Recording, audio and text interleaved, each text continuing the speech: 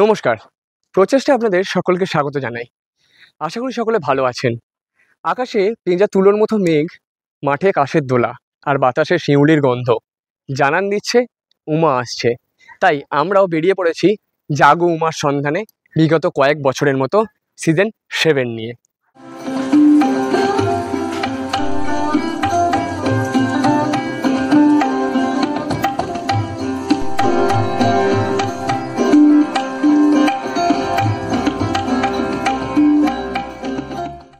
জাগো Uma season 7-এর একদম special পর্ব বলা যেতে পারে।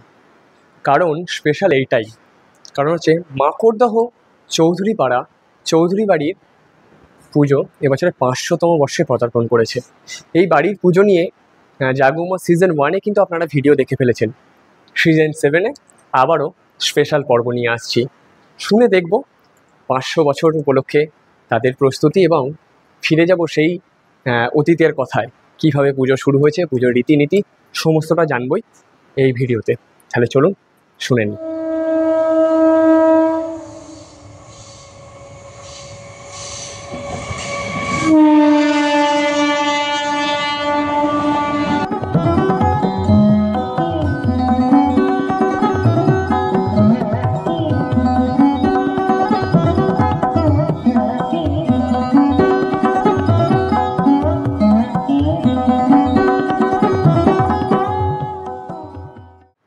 যেমনটা বললাম, জাগো উমার স্পেশাল পর্ব, আর স্পেশাল পর্বে স্পেশাল মানুষজন আছে। তার মধ্যে সর্বশ্রেষ্ঠ স্পেশাল হচ্ছে জাগো উমা সিজন 1-এও যাকে আপনারা দেখেছেন এই চৌধুরী বাড়িতে, সেই ঠাকুমা আছেন। কারণ তার মুখ থেকে আমরা এই পুজোর সম্বন্ধে অনেক কিছু জেনেছিলাম। এবছরের স্পেশাল পর্ব কেন আবারও দুবার করে হচ্ছে এই বাড়িতে, সেটা ভাবছেন হয়তো। সেটা কিন্তু আগেই বলে দিচ্ছি কেন হচ্ছে। 500 বছর। কেমন আছেন? ভালো আছে বাবা। হ্যাঁ, এবারে তো 500 বছর বাড়ির। হ্যাঁ, পুজোর প্রস্তুতি তো শুরু হয়ে গেছে শুরু নাকি? হচ্ছে প্রায়, মানে সব লোকজন ডাকাডাকি বলা বলি, মানে যারা করবে তাদের বলা, এইগুলো হচ্ছে তো বটেই। আমরা পুজো কিভাবে শুরু হয়েছে বা সমস্ত কিছু বহু বছর আগে আমরা জেনে নিয়েছি। হ্যাঁ। আজ থেকে 6 বছর আগে হ্যাঁ। ভিডিও হয়ে গেছে, কিন্তু এবছর আমরা স্পেশাল করছি কারণ 500 বছর। আমি আরো বার যারা নতুন যারা আছে তাদের জন্য জানতে চাইছি কিভাবে পুজোটা শুরু হয়েছিল, কি জানেন আপনি? আপনি যতটা শুনেছেন। শুরু হয়েছিল বলতে, আমরা তো ছোট থেকে একইভাবে মূর্তি পুজো হচ্ছে দেখেছি, বড়রা যা করেছে আমরা পেছনে থেকেছি, থেকে জোগাড় টোগাড় যেটুকুনি করার করেছি। ছোট যখন তখন ফুলের মালা গাঁথা, ফুল তোলা, এগুলো করেছি। তারপর পুজো হচ্ছে আমাদের মেন একটা জিনিস। আমরা পাড়া শুদ্ধ সবাই ছোটরা এই পুজোটার জন্য অপেক্ষা করে থাকতাম। একটা বছর পুজো হয়ে গেল, শেষ, ব্যাস। আমরা আর কোথাও পুজো দেখতেও যাই না, ঠাকুরও দেখতে যাই না, একমাত্র আমাদের মাকেই দেখি। আর আমাদের বড়রাও ওই একই কথা বলেছে, ঠাকুর দেখতে কোথাও যেতে হবে না, এখানে বসে দেখলে অনেক ঠাকুর দেখা যাবে। এই যে শোনা যায় যে এই আমরা এখন যেখানে বসে আপনার সাথে কথা বলছি, এটা আগেও জেনেছি, এইখানেই তো প্রথম থেকে পুজো হচ্ছে। হ্যাঁ, এইখানেই প্রথম থেকে। কিভাবে হতো সেই সময়কার আপনারা যতটুকু দেখেছেন সেটা বলবেন? এখন হয়তো মানুষের পরিবর্তন হয়েছে, কিছু জিনিসপত্র আনা নেয়া দেয়া এগুলো একটু পরিবর্তন হয়েছে, কিন্তু আগে যেগুলো হতো সেইটা ধরেই কিন্তু সব হচ্ছে। আগে যেটা হতো, আগে যেরকম ভাবে নৈবেদ্য হতো, যা করণীয় করতো, মেয়েরা ভোগ রাঁধতো, এরকম যা যা ছিল সেগুলো হচ্ছে। এখন কিছু তো পরিবর্তন হবে, কালের নিয়মে তো পরিবর্তন আসবে। হ্যাঁ, এবার নতুন নতুন যারা আসছে, নতুন তাদের এক একটা ইচ্ছে তো হতেই পারে। নিশ্চয়ই। হ্যাঁ, তখন আমাদের মায়ের সোনার গয়না বলতে কিছু ছিল না, মাটির গয়নাতেই মা থাকতেন। এখন সোনার গয়না মায়ের প্রচুর হয়ে গেছে। মা এখন সোনার উপর গয়না প্রচুর পরেন, সব মা পরেন, গণেশ বাবা পরে, কার্তিক, সবাই পরিবারের সবাই চেনে, সবাই।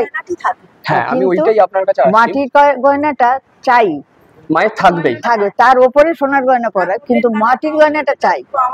আর এবার সোলার গয়না বা ফুলের গয়না কিছু হবে না। হ্যাঁ, আমরা যতদিন থেকে দেখেছি অবশ্যই মায়ের একই সাজ দেখা গেছে। আপনারা নিশ্চয়ই দেখেছেন। না, সাজের পরিবর্তন, কোনো পরিবর্তন নেই। ব্লাউজের রং থেকে শাড়ির রং পর্যন্ত একই রকম, শুরুর দিন থেকে যা ছিল, আগে যা ছিল সেটাই আছে, এমনকি সেটাই আছে। সবার সাজ এক আছে। তার জায়গায় হয়তো কার্তিকের মাথায় কেউ সন্ধ্যা মুকুট দিয়েছে, মায়ের মাথায় মুকুট দিয়েছে, হয়তো রতন চুল, গয়না হার এইসবে সেজেছে, কিন্তু শাড়ি কোনো পরিবর্তন। শাড়িটা এমনকি শাড়ির প্রিন্টটাও এখনো একই আছে, চাকা চাকা ফুল দেওয়া শাড়ি, সেই শাড়ি এখন সেই প্রিন্টেই হয়। এই যে 500 বছর আগে সেই ইতিহাস তো আর তখনকার লিখিত হতো না, তখন তো হ্যাঁ। মুখে মুখে প্রচারিত হয়ে যেত। কিভাবে পুজো হতো? শোনা গেছে যে হ্যাচাক জেলে বা মশালের হ্যাঁ, একটা আগে ব্যবস্থা। আমাদের প্রথম হতো, তখন মশালটা তো ঘরে জ্বলতো না, হ্যাঁ। তো বড় বাতি বা বড় প্রদীপ জ্বালিয়ে এই ঠাকুর দালানে জ্বালিয়ে ঠাকুর পুজো দালানে। হতো। হ্যাঁ, তখন আর লোক এত রাত্রি পর্যন্ত বা সন্ধ্যে পর্যন্ত বা সকাল থেকে এইগুলি হতো না। তখন সন্ধ্যের পর সেতল হয়ে গেল, মায়ের ঘর দরজা বন্ধ হয়ে গেল, তখন এতটা ঘেরা টেরা ছিল না, ছেলেরা সব এখানে শোয়ার জন্য ব্যস্ত ছিল, পুজোর দালানি শুতো ওরা। পাহারা, হ্যাঁ, মাকে পাহারা। মাকে পাহারা দিচ্ছে, মাকে মায়ের সব পাহারা বাসন কোসন। একদম, বাড়িতে অতিথি এলে তো রাখা যাবে না। হ্যাঁ, ওই একটা হয়তো টিমে আলো জ্বলছে, মাকে রাখা হলো। কিন্তু ঠাকুর যখন যেত মশাল জেলে যেত, তারপর হ্যাসাক জেলে। এখন তো আলোর দরকার হয়। এখন ইমার্জেন্সি লাইট আছে। লাইটের হ্যাঁ, আমাদের এই যে হ্যাঁ, আমরা যেমন ওই হ্যাচাক জেলে ও 3:30টার সময় ফুটো তুলতে গেছি। আমি মায়ের আশীর্বাদে, আমি আমার ওই দিদি, আমরা এই পাড়ার মেয়ে, এখানেই আমরা রয়ে গেছি। অতএব মায়ের পুজোর জোগাড় করবো বলে কোথায় রয়ে গেছি বলা যায় না। আমরা ওই হ্যাচাক নিয়ে, ছেলেরা মাথায় হ্যাচাক নিয়ে যাবে, মেয়েরা ঝোড়া নিয়ে যাবে। এ পাড়া থেকে ও পাড়া সমস্ত আমরা ফুল তুলে ফিরে আগান আসতাম বাগান থেকে সব ফুল তুলে নিয়ে চলে আসে। এই ভোর থেকে এই যে আনন্দ, ফুল তুলতে যাব, তারপর পুজোর জোগাড় করব, তারপরে এই ঠাকুরের বাসন টাসন সব আমরাই মাজতাম। তখন কোনো লোক তখন ছিল না, লোকজনের ব্যবস্থা বাটনা ছিল না। বাটার লোক ছিল, ঠাকুর বাসন মাজার লোক আমরা ওই সমস্ত ভোগ বিতরণ করে এসে, আমাদের ওখানে শীতলা মা আছেন, ওখানে পুকুর আছে, ওখানে বসে আমাদের বড়রা প্রসাদ রাখবে, আমরা খাবো, ওগুলো খেয়ে বাসন মেজে ওই বাসন এখানে দেব, দিয়ে আবার সন্ধ্যাবেলার জন্য প্রস্তুতি। আমাদের না থাকতো সাজগোজ, না থাকতো কোনো চুল বাঁধা, নতুন জামা পুজোর কাপড় মধ্যে কেউ পরতোই শাড়িটা না। জামাটা গলিয়ে নিতে হবে, বাড়িতে নতুন দিয়েছে ওইটুকুই আমাদের যথেষ্ট। এখনো সেটাই মোটামুটি কোনো আমার চলেই আসছে আমাদের। আমরা নিউ জেনারেশন, আমরা তাই করছি, মানে ভোগের বাড়ি সব। পুজোটাই সারা বছরই একটার দিকে তাকিয়ে থাকি, আমাদের পুজোটা কবে আসবে। আমরা দেখলাম যে এটাই। আমাদের রাত্রিরে কোনো, এখন যেমন খাওয়া দাওয়া হয়েছে, আমরা ছোটবেলায় দেখেছি আমাদের দিনের বেলা সকালবেলা খাওয়া দাওয়া, এখানে 12 এবার মাসই তারপর মনে 3 করো দিন খাওয়ানো এখানে হয়। যে আরতি হলো, আরতির সব প্রসাদ বিতরণ হয়ে গেল, আমরা সব বটি নিয়ে বসে পড়লাম রাত্রির 1টা 1:30টা। হ্যাঁ, আমাদের সব বড়রা বাড়িতে পৌঁছে দিয়ে আসতেন। আবার ভোরবেলা দেখতাম 3টের সময় গিয়ে কড়া নাড়ছে, 1 ঘন্টা 1.5 ঘন্টা ঘুম। আমি এবার একটা জিনিস আপনার কাছে আসি, যেটা হচ্ছে এই বাড়িতে তো বলি প্রথা এখনো আছে। হ্যাঁ, বলি প্রথা হ্যাঁ, এখনো আছে। হ্যাঁ। কবে বলি হয়? সপ্তমীতে একটা বলি হয়, অষ্টমীতে মহা অষ্টমীর একটা, অষ্টমীর একটা, দুটো বলি হয়। দুটো? নবমীর দিন একটা বলি হয়, দুটো হলে দুটো হয়, মানসিক থাকলে আরো মানতের বেশি উপর হয়। এ করে। ও না, আর আমাদের এখানে শীতলা মা আছেন, ওখানে একটা বলি হয়। হ্যাঁ, একাদশ না, শীতলা মার ওখানে নবমীর দিন হয়। একাদশ এবং একাদশীতে মাকড়চণ্ডীতলায় একটা এটা হয়। আমাদের রীতিটা, মানে 7টা পাঁচটা আমাদের লাগেই। ওই দিন আমাদের আমাদের বলি হয় একমাত্র মাকড়চণ্ডীতলা। এই যে বাড়ির পুজো, একটা তো যেমন কাজের চাপ থাকে, নিয়ম, আপনি যেমন এত বয়োজ্যেষ্ঠ, আপনি জুনিয়রদেরকে বোঝাচ্ছেন কি করতে হবে না করতে হবে সমস্ত কিছু, তাই তো? মোটামুটি তাই। কাছ থেকে পুরো সব উনি শেখা দায়িত্ব সবাই। নিয়ে থাকেন, ওনার থেকে আমরা শিখি। এই যে পরপর চলে আসছে, আমাদের মাকেও দেখেছি করতে, এখন যা এদের দেখেছি, এখন এইসব ছোট ছোট মেয়েরা এরা সব ঢুকেছে, সবই বড়দির থেকে নেওয়া। সবই উনি। মানে বড়দি হচ্ছে একটা ডিকশনারি হয়ে গেছে। একদম। আরো একটা বিষয় যেটা হচ্ছে, অনেক বাড়িতে দেখা গেছে বিভিন্ন নৈবেদ্য, মানে মায়ের পুজোর ক্ষেত্রে নৈবেদ্যর একটা অনেক বৈশিষ্ট্য থাকে। আপনাদের বাড়িতে অষ্টমীর দিন মানে সপ্তমীর দিন কি কতগুলো নৈবেদ্য হয়? প্রত্যেক দিন আমাদের 28 খানা নৈবেদ্য। 28টা? 28 খানা নৈবেদ্য। কি কি থাকে, বিশেষত্ব কি থাকে মায়ের? সব রকম ফল থাকে, নাড়ু থাকে, মিষ্টি দিলে মিষ্টি থাকে, সবই থাকে। ভাত ভোগ হয়, খিচুড়ি ভোগ, ভাত ভোগ। দুটো ভোগ হবে। খিচুড়ি ভোগ হয়, তাতে কলার বড়া বা চাল কুমড়ো, মোচার ঘন্ট, যা আমরা যেমন সাধারণ সারা মাস খাই, মাছ, সেরকম সব রকম মাছ হবে, মহাপ্রসাদ হবে। সেটা। পায়েস, সমস্ত অষ্টমীতে কি থাকে? অষ্টমীতেও ওই ভোগ যেটা হয় সেটা হবেই। হবে। তারপর আবার সন্ধি লুচি পুজো, ভোগ দিতে হবে। সন্ধি পুজোর সন্ধি ক্ষেত্রে পুজোয় লুচি ভোগ হবে। সন্ধি পুজোর নৈবেদ্য একটা হয় বড়, সেটা বিরাট বড় হয়, বিরাট বড়, মানে অনেক বড় অনেকটাই বড় বড় থালা করে। এত বড় অনেক থালাটা বড় নিয়ে থালা। হবে। সেই সন্ধি তখন থেকে চলছে। হ্যাঁ, হ্যাঁ, ওটা সেই একেবারে এরম চলছে। নাড়ুটা চুট ঠিক এত বড়, আমরা সব বর্দি শিখিয়েছিল নাড়ুর চেপে চেপে নৈবেদ্য করে হয় এত বড় মন্দির করতে হবে, ওই চলছে এখনো। যেমন আমি এখন যে প্রতিমা দেখছি, যেমন বললেন যে শাড়ি বা সাজ একইভাবে একই ডিজাইন রয়ে গেছে, তার মানে শিল্পীও তার মানে কি একই আছে বংশ পরম্পরায়? শিল্পী বংশ পরম্পরায় চলেই আসছিল, এই বিগত 2-3 বছর হলো যে হ্যাঁ পরিবর্তন হয়েছে। হ্যাঁ। যেমন পুরোহিত যিনি পুজো করতেন, ওনার বংশে এখন যে আছে তারা কেউ পুজো নিয়ে আর থাকছে না। বাচ্চারা পুজো করতে এবারে চায় দাদা না। ভাইরা পুজো করে পরপর না। যে ভাই ছিল পুজো হয়েছে এতদিন, ওনারা সব ভাই গত হয়েছেন। ওই এখন এবারে আমাদের অন্য পুরোহিত এবারে ঠিক করা হয়েছে, ও করছে বছর 3-4 হয়ে গেল, 4 বছরের বেশি।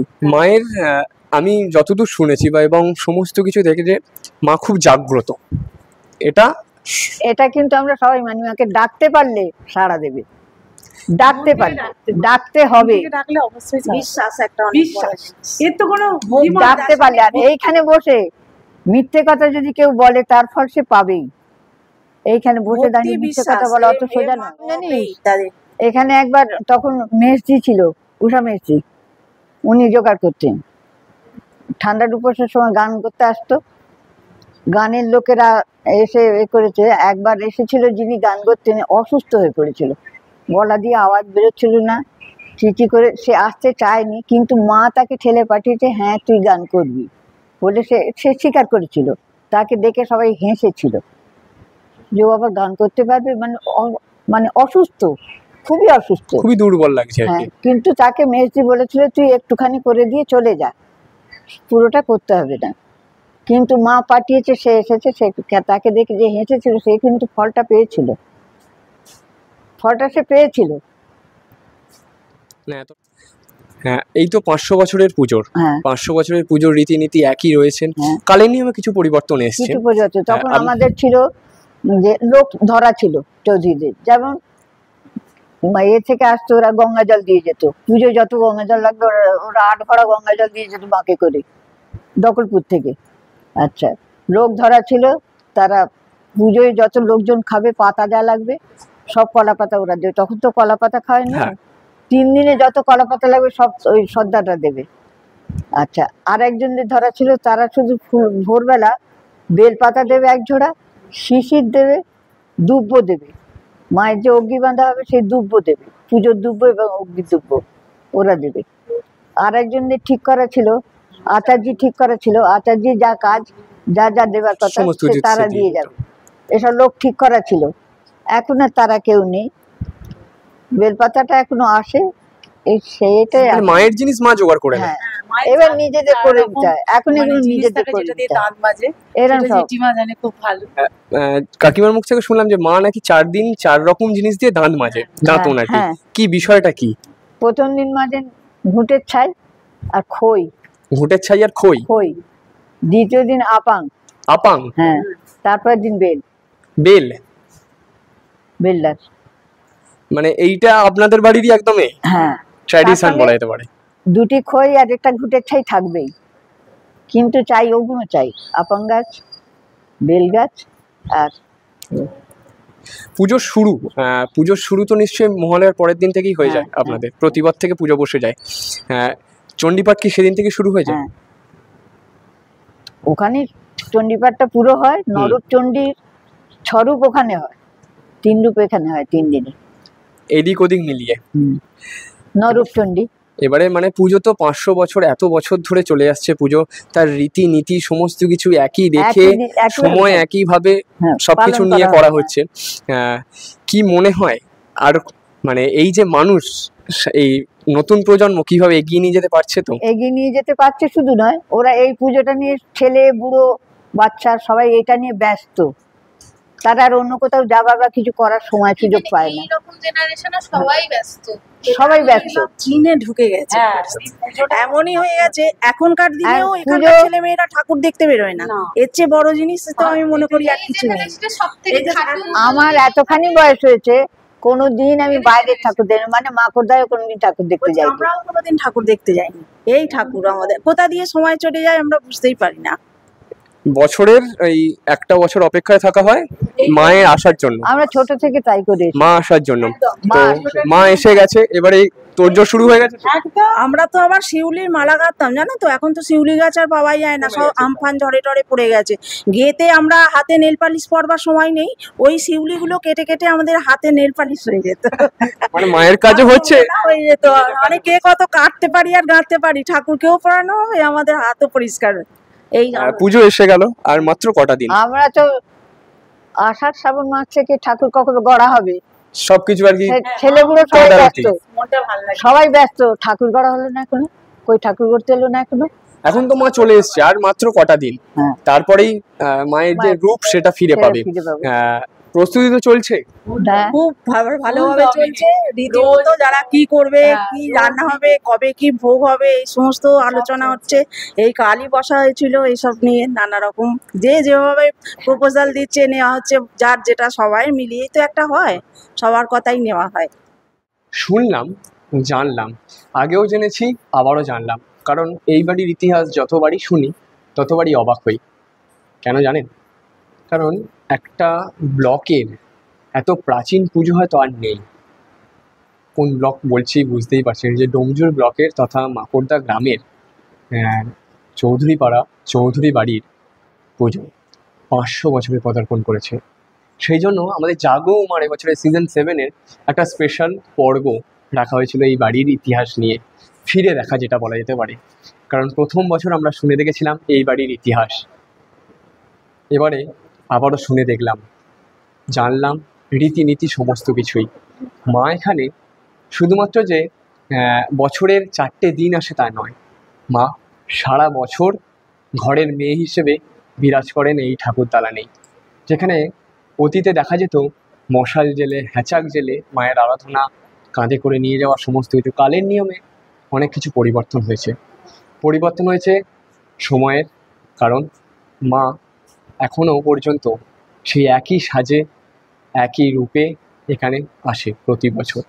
তাই আজকের এই বিশেষ পর্বটা আপনাদের কেমন লাগলো জানাতে ভুলবেন না। ততদিন ভালো থাকুন, সুস্থ থাকুন, প্রচেষ্টার সাথে থাকুন, প্রচেষ্টা করতে থাকুন।